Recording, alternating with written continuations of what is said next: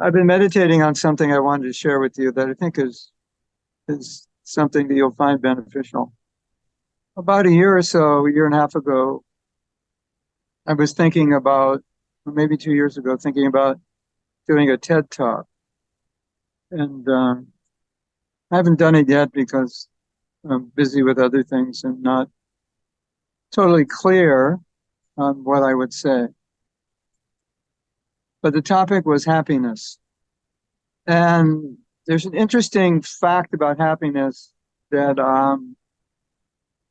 I've meditated on a bit, and I was thinking about this morning and wanted to share with you. So I was thinking of beginning the talk with the question: would you be happier if you had something you wanted, or would you be happier if you didn't want it in the first place? So I have a car. We bought a used car, I guess 3 years ago. And it's nice. It does the job, but there are better cars. So I'm satisfied with this car. So I don't think about other cars. But if I was thinking, well, this other car is better for various reasons, and if I developed desire for that car, then I would not be satisfied with my car. Have you ever had that experience? What you have is sufficient, but you develop the desire for something better, so now you're not satisfied with what you have. And I think our level of satisfaction is also relative to our income and our culture. So the car I have, by Indian standards, is pretty good, but by American standards, it's pretty average. Yeah, so my desire would definitely be influenced by the culture I'm in. So then I began thinking, well, if I wanted a new car, and then I got the new car, which was a little bigger and a little more comfortable and had more, what we call bells and whistles. I don't know if you can translate that. Conveniences, like heated seats and things like that. So if I bought the better car and I started driving the better car, I would think, I'm really happy with this new car. But I don't really think that's what's happening. I think what's happening is it's satisfying my need to have a bigger, more. And as I said, if I didn't have the need, I would be happy in the car. So now I said happy with my new car. But I don't think anybody, maybe you're driving to work because it's comfy when people look at you because they think you're rich. As we know, happiness is much deeper than a new car. So we're basically just saying I'm satisfied. But I think we're also saying, we don't realize it, I'm satisfied as long as I don't want a different car, because then I won't be satisfied with this car anymore. Now, in an Indian village, sometimes you'll see one or two families living together in a very small place, maybe a small hut, thatched, mud walls, thatch roof, or a small brick building. And I think sometimes for a Westerner, when they see that these people are happy, it could set them because they realize they wouldn't be happy living in the same situation. Because basically it's saying to them, you have that you think will make you happy, they won't, because look at these people, they don't have any of that of this. Because this is going to be that you'll think, I could never do that. Why is Prabhupada asking that? And I'm going to start with another confusing premise. If being involved in ecstatic kirtans, amazing class, read about surrender, that probably things become difficult. And worse, start rationalizing the philosophy to mean some trouble. And I hope for you. So this is a strong state, you can't tell me. The reality is that in Kali Yuga, we are all basically dominated by Tamagun. Consciousness, it elevates us at least to Sattvagun, if not to transcend Sattvagun, to be fixed in Sattvagun. So let's go to, yes, of course, this is Krishna Consciousness. I remember sometimes when I would see Prabhupada, I would just feel like, does that make sense to you? Conscious environment and performing excellent sadhana is natural than we are, but he wants us to do that in spite of that. He doesn't want us to remain fallen. But try to understand that's your to a devotee who's following well. So then you'll be thinking, yes, my materially conditioned self can't do it, but my spiritually situated, alluded to a big problem that this can cause in the beginning of a lecture, and I want to go back to explain more about that. The biggest problem, or one of the biggest problems that ISKCON can face, is when we embody deviation as the new standard. I can't do this, you can't do this, he can't do this, she can't do this. So that's the new standard, and that becomes the new philosophy. Personally can't follow them. We don't try to rationalize those standards into some new standard. Otherwise, hundreds, thousands of years from now, ISKCON will look like Christianity. And we'll say things like, most devotees can't follow all the principles well. So really what that means is Prabhupada didn't really expect us to follow the principles.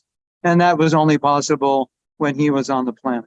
This already exists in Gaudiya Vaishnavism, but in a much worse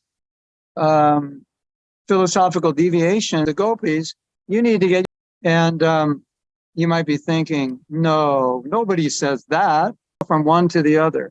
That is amazing.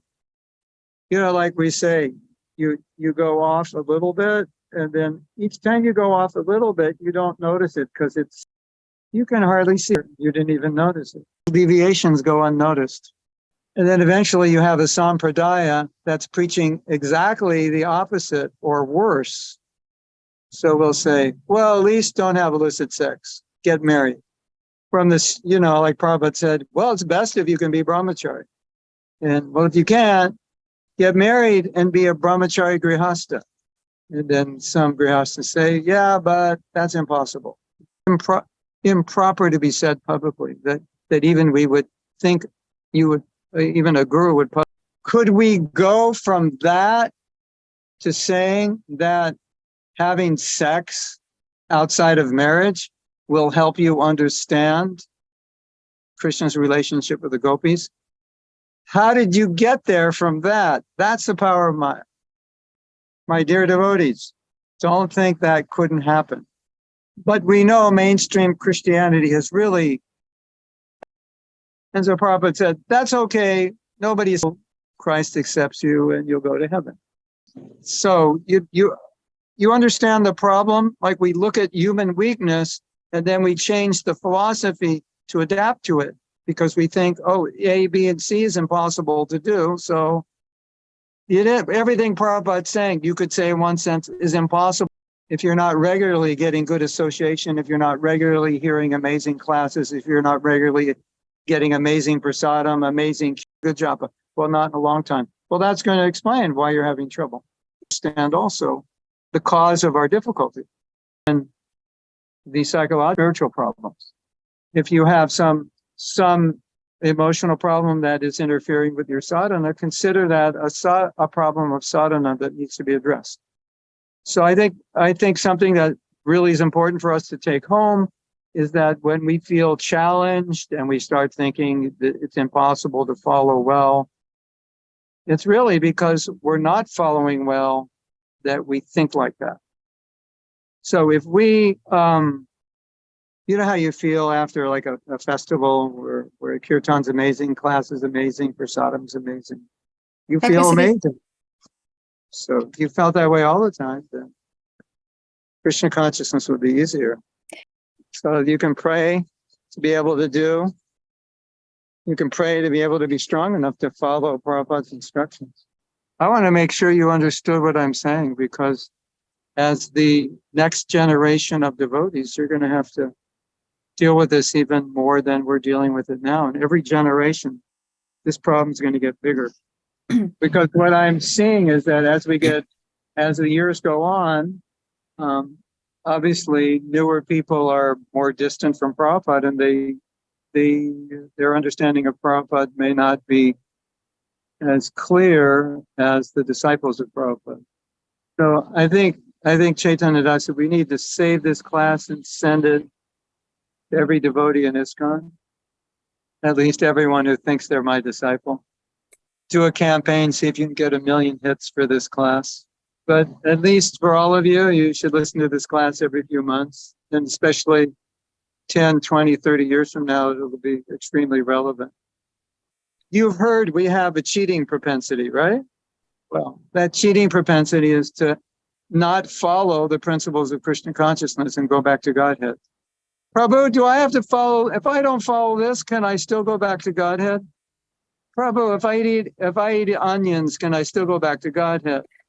What about mushrooms? What about chocolate? Is it okay to drink coffee if it doesn't have caffeine? Some of these things are okay, but you understand the mentality. It's like how far can I go and still be okay? That's the conditioned soul's propensity to cheat. It's kind of like you're buying something and it's $100 and the cashier only rings it up as $10 and you don't say anything. Oh, I got a $90 discount today. Like, Prabhu, like, how many principles do I actually have to follow to go back to Godhead? And do I need to follow them every day? Do I have a day off? Or, what is it? That's the cheating propensity. One time Prabhupada was asked about having sex with one's wife beyond procreation. And he said, well, it's not sinful. It's just not going to help you in your Krishna consciousness. So the idea is, we should do things which help us. We should avoid things which are detrimental. And that's really the essence. Okay, questions? Yes. So the first question is from Igor. Yeah.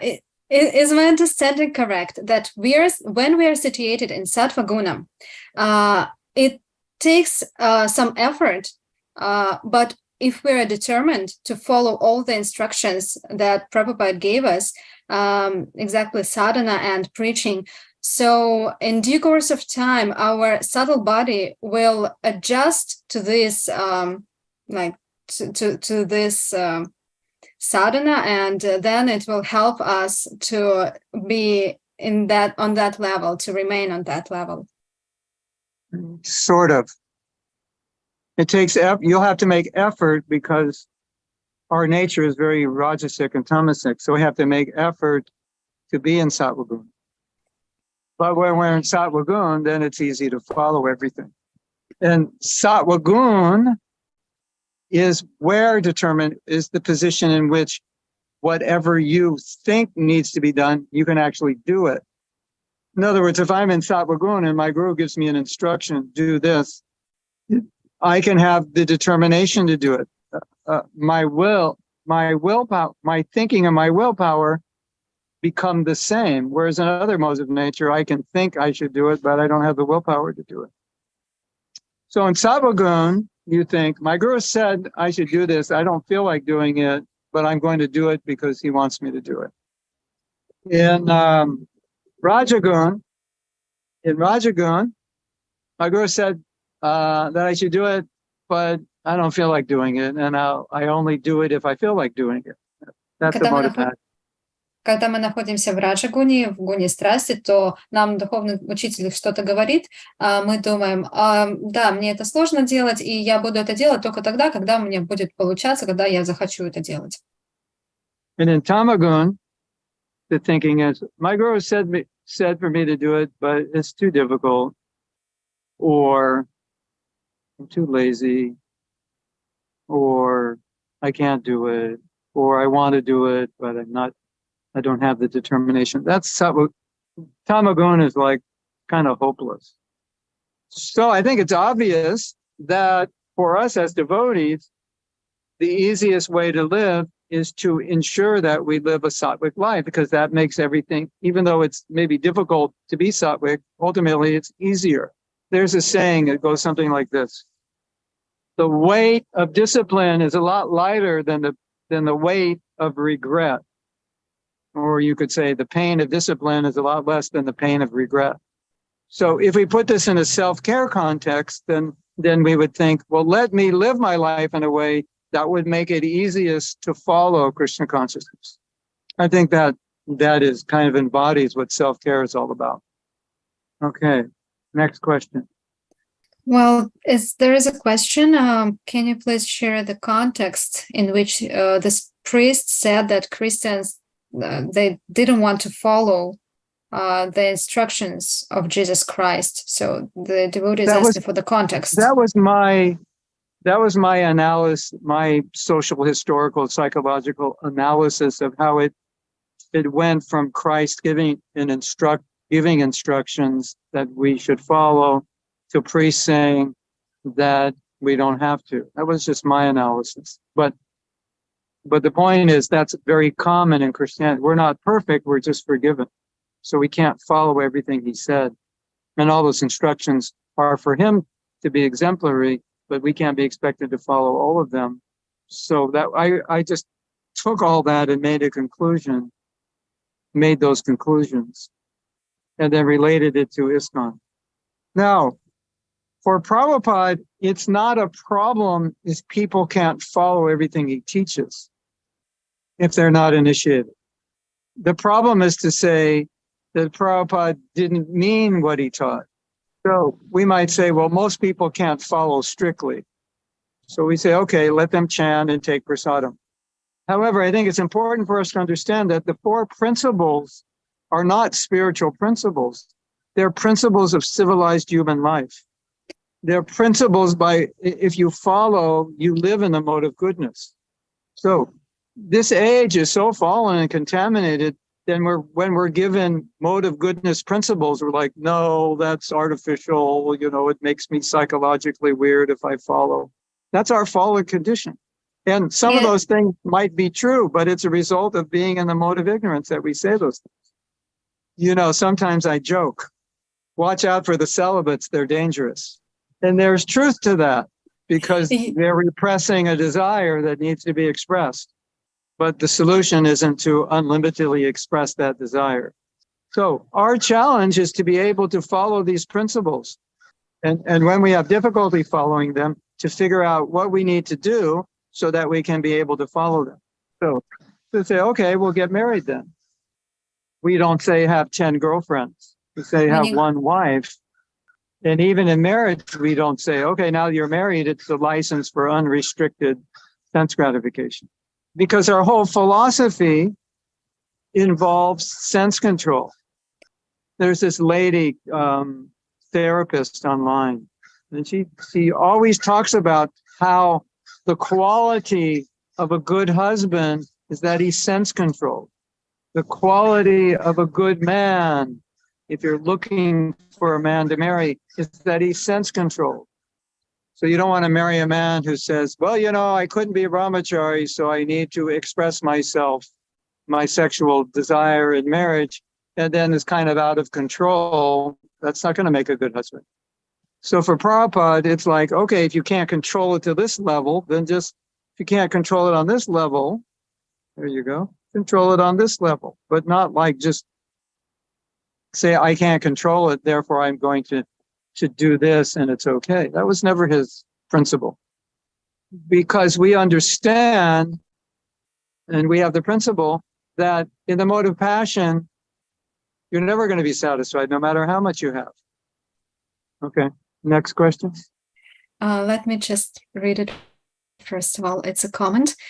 It's a comment from Guru Nishtha. Mostly I have heard from people outside ISKCON that they cannot join us because ISKCON is very strict, which I feel if they truly understand the philosophy, they would understand that, in fact, ISKCON is natural. I have to make a comment. What I am trying to do in this class, especially, and in all classes in general, is clarify for you exactly what Prabhupada was teaching and what he wanted and what he didn't want. Because if you don't understand that, and you're going to teach Krishna consciousness, your teaching will actually be a disservice to Srila Prabhupada, because you won't properly represent him. So if anything I said was like, if anything I said to you made you feel like, oh, I didn't know that, or it was a little difficult to accept, that's a sign that you needed more clarification about who Prabhupada is and what he teaches. And I'm not any kind of great devotee or anybody special, but the only special thing was I met Prabhupada and I learned from him. And so I can share that with you as clearly as I possibly can. And that'll be for your benefit and the benefit of the people that you teach. And we don't have to be great, but the great thing we have to do is properly represent Prabhupada. Then if we properly represent him, then we become great, even though we may never be great. And then we can do great things. So that's very important to understand. Okay, next question. So I have to read this question. It's in English from Loka Lila Devidasi. Our smartphone is an obstacle to carry out good sadhana because we become addicted to scrolling the news, watching videos. Maybe we should vow not to use smartphone before finishing 16 rounds. Does it make sense, or is it not so important? Let me just translate the question, please. As you become more sensitive to what you need to be Krishna conscious, you automatically know the answers to these questions. You know, like if you have a bad diet, you're so used to eating unhealthy food, you can't even tell that how this food is making you feel bad, because you always feel bad. So you give up your bad diet, and then you start eating a healthy diet, and then if you go off that diet, go back to your old diet, you feel the difference. Your brain is foggy. You don't have the same energy, and it's like that with our spiritual life. Some of us are so used to chanting bad rounds, we don't even know what bad rounds are because they're normal. So it's only until you chant good rounds that you start to understand, oh, I was really chanting bad rounds. That's the answer to your question. And you think about that answer, and I think it answers it without telling you the exact answer you were looking for. Okay, next question. Yes, this is the question from Sangeeta. I haven't read it. Let me just read it first of all. Maharaj, what you said made sense. What you said, most of the time we do not have this environment. Does that mean we won't be able to or do we have to to put some effort in Krishna consciousness as number one, and make sure and strive and make sure that we are in that environment to be able to follow, I guess, because the question is I understand. in a very strange form. Yeah. She's saying, it's like, well, what you said makes it sound like if I'm not in the right environment, I'm going to have difficulty. So what to do about that? Thank you for this question. This is a really practical question. And you have two situations. One situation in which you can change your environment, and one situation in which you can't. So based on what I said, a lot of devotees understand this, and they change their environment. They move closer to a temple, move to a city where there's a temple, et cetera, because they know how much they need that environment. And when you can't do that, then devotees do other things like attend regular festivals. I mean, they may have to travel because they don't live near devotees, but they'll attend festivals, like a lot of online classes, et cetera. They do their best. And if you don't have an ideal environment, you're really depending quite a lot on the quality of your japa every day to give you the strength you need, and your reading of Prabhupada's books. Those two things are extremely important for you if you don't have a lot of sangha. So when you don't have a lot of sangha and you're not able to chant good japa, you're putting yourself, it's kind of like going out in the middle of the pandemic with a low immune system. You're putting yourself at risk. What I just said was also a politically correct statement. I didn't say going out without a COVID shot. I said going out with a weak immune system, if you picked up on me.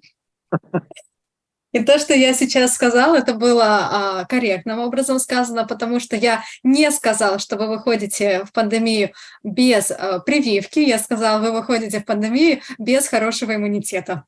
But, Prabhupada said our chanting of the Maha Mantra is like a vaccination against the Prabhupada, immunity to the three modes of nature. So to be more politically correct in the modern times, let's just say, or to be more correct in general, let's just say your chanting is building your immune system against the three modes of nature. No matter where you are and what you're doing, the thought must be there that I need to be strong somehow or other где бы вы so ни that I'm были, able to follow the principles that Prabhupada has given me. So if you don't have the opportunity to get lots of association and so forth, your focus primarily has to be on get up early enough in the morning that you can chant some or all of your rounds in a peaceful situation and chant them well. That's going to be really, really important for you. Yeah, we can answer those questions. I think maybe if you think about the questions, you might realize that they are answered. But I saw one question, how to be in Sattva Gun. We'll just follow Krishna Consciousness well. You'll be in Sattva Gun. How long does it take? A nanosecond. Just do it. There's this video going around where a devotee asked Prabhupada, how long does it take to surrender? Prabhupada says very dramatically, 1 moment. What does he mean? He means it's a decision. How long does it take to get in Sattva Gun? It's a decision. Takes a moment to decide, I'm going to live a sattvic life. I'm going to live a life of good sadhana. So that's how long it takes. And if you could arrange to send this class to all the devotees and figure out how to get 1 million hits for it, I think it's extremely important because these are real. This is a real problem that I'm talking about that is going to eternally face any sampradaya. Krishna told Arjuna, I'm speaking this knowledge to you because it's nashta, it's been lost or destroyed. And the devotee said, Prabhupada, how is it that this knowledge was lost? It seems like the knowledge was available. And he said the proper understanding was lost. The knowledge was not lost, but the proper understanding was lost. Okay, you got it? It's all clear? Okay, you got a big burden on your shoulder now. Hare Krishna to everyone. I'm going to leave. Listen to this class at least 108 times in the next 24 hours and you'll be fine. You say, but in 24 hours, I could only listen to this class like 20 times. How do I listen 108 times? Sometimes Prabhupada would give us instructions like that. And he'd be like, you figure it out. Just listen to it enough until you're like really clear. And then you can share this with other devotees. So Vishaka, you have to get it translated, share with the Russian devotees, and Gaurapriya with the Spanish devotees. And then we have to send it, Gaur Chaitanya Dasi, send it to Leela Rani for the Chinese devotees. This is very important.